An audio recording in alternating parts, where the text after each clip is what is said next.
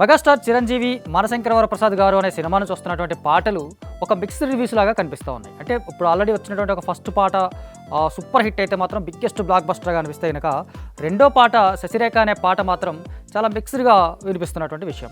So రెండో పాటకు సంబంధించి చూస్తే కనుక ఒకరోజు ముందే రిలీజ్ చేయాలనుకున్నటువంటి సందర్భం, అంటే 8వ తారీఖున ఈ పాటను రిలీజ్ చేయాలనుకున్నప్పటికీ కూడా ఒకరోజు ముందే 7వ తారీఖే పాట రిలీజ్ చేయడం, ఆ రిలీజ్ అయినటువంటి పాటకు సంబంధించి చాలా జనాల్లోకి వెళ్ళడం అనేది కొంత మైనస్ అవ్వడం అనేది ఇదొక రకంగా చూస్తే కనుక ఒక డిఫరెంట్ ఎక్స్పీరియన్స్ లాగా ఉన్నటువంటి పాటలాగా ఉంది.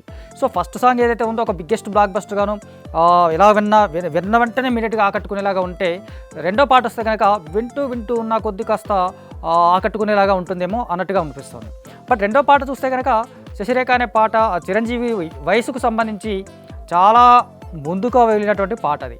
అంటే చిరంజీవి ఇంకా పెళ్లి వయసు వచ్చినట్టుగాను, పెళ్లి చేసుకోబోతున్నట్టుగాను ఉన్నట్టుగా కనిపించడం, అతను పెళ్లి కూతురు కోసం వెతుకుతున్నటువంటి సందర్భంగా కనిపించడం, ఇవన్నీ కాస్త డిఫరెంట్గా కనిపిస్తున్నటువంటి విషయం. ఎందుకంటే ఏజ్ ఫ్యాక్టర్గా చూస్తే కనుక చిరంజీవి వయసుకు సంబంధించినటువంటి పాటలాగా అనిపించట్లేదు. ఎందుకంటే అతను పెళ్లిడికి వచ్చిన వయసు మాట్లాడడం, పెళ్లిడికి వచ్చినట్టుగా మాట్లాడటము, అతను కూతురుకు వచ్చినటువంటి అమ్మాయితో మాట్లాడడం అనేది కొంచెం ఇబ్బందిగా ఉన్నటువంటి పాటలాగా అనిపిస్తుంది. అట్ ద సేమ్ టైం ఒక పాట డ్యాన్సులు కావచ్చు, లేదా అతని ఎక్స్పెక్టేషన్స్ కావచ్చు, లేదా పాట హుక్ స్టెప్స్ కావచ్చు, ఇవన్నీ కొంచెం కొత్తగా మాత్రం అనిపించట్లేదు. నిజానికి పాటకు సంబంధించి చూస్తే కనుక ఏమాత్రం కొత్తగా అనిపించట్లేదు. అటు హుక్ స్టెప్స్ కావచ్చు, లేకపోతే పాట కావచ్చు, లేకపోతే ట్యూన్ కావచ్చు, ఇదన్నీ కొత్తగా అనిపించలేదు అన్నట్టుగా మాత్రం అనిపిస్తుంది. సో చూస్తే కనుక శశిరేఖ పాటకు సంబంధించి చూస్తే సో ఆవిడ బిలియనీర్స్ అని, ఇతను ఈఎంఐస్ కట్టేవాడని, లేదా ఆవిడ పెద్ద బంగ్లాలో ఉండేవాడని, పెద్ద కిరాయి ఇంట్లో ఉండేవాడని అలా చెప్పినట్టుగా మాత్రం పాటలో కనిపిస్తుంది మనకు. పాటగా చూస్తే చిరంజీవి నయనతార కాంబినేషన్ మాత్రం బాగానే ఉన్నట్టుగా అనిపిస్తుంది. కాకపోతే పాట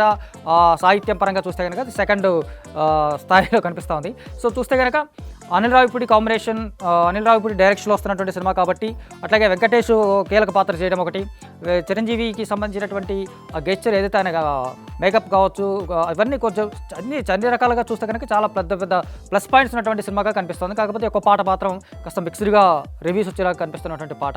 సో మొత్తంగా చూస్తే మనశంకర వరప్రసాద్ గారు సినిమాకి సంబంధించి చూస్తే కనుక ఇది ఒక ఎక్స్పెక్టేషన్స్ అందుకోబోతున్నటువంటి సినిమాగా కనిపిస్తోంది. ఒక బిగ్గెస్ట్ బ్లాక్ బస్టర్ అవబోతున్నటువంటి సినిమా అనిపిస్తుంది. కాకపోతే ఇలాంటి పాటలు, ఇలాంటి సందర్భంగా మాత్రం కొంచెం దూరంగా ఉంటే ఇంకాస్త బాగుంటుందేమో అనిపిస్తుంది.